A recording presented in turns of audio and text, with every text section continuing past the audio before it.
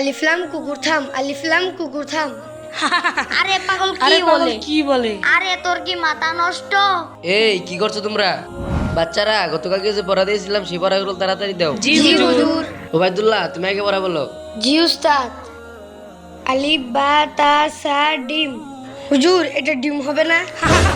আরে পাগল কি বলে? এই কি করছো তোমরা? ওবায়দুল্লাহ এটা ডিম হবে না, জিম হবে। হুজুর আমি কি করব? আমি পড়লেও সব ভুলে যাই, কিচ্ছু মনে থাকে না। আচ্ছা ঠিক আছে, এই কাগজটা বাড়ি নিয়ে যাও, এইখানে যা লেখা আছে 5 ওয়াক্ত নামাজ পড়ে সেটা পড়বে। আচ্ছা উস্তাদ। আচ্ছা ঠিক আছে, যাও, আজকে তোমাদের ছুটি। ইয়ে আলিফ বা তা সা জিম হা। বাচ্চারা তোমরা এখন পড়া শোনাবে। ওবায়দুল্লাহ তুমি আগে পড়া বলো। জি উস্তাদ। আলিফ বা তা সা জিম। এটা কিভাবে সম্ভব? ডাল জাল র জা। মাশাআল্লাহ অনেক সুন্দর হয়েছে। হুজুর ওবাইদুল্লাহ তো কিছুই পারতো না, একদিনে এত কিছু শিখলো কিভাবে? আচ্ছা তাহলে শোনো, গতকালকে আমি ওবায়দুল্লাহকে নামাজ পড়ে রব্বি জিদনি ইলমা পড়তে বলেছিলাম, কারণ এটা আমাদের নবীর সুন্নত। আলহামদুলিল্লাহ, কালকে থেকে আমরাও পড়ব। আলহামদুলিল্লাহ।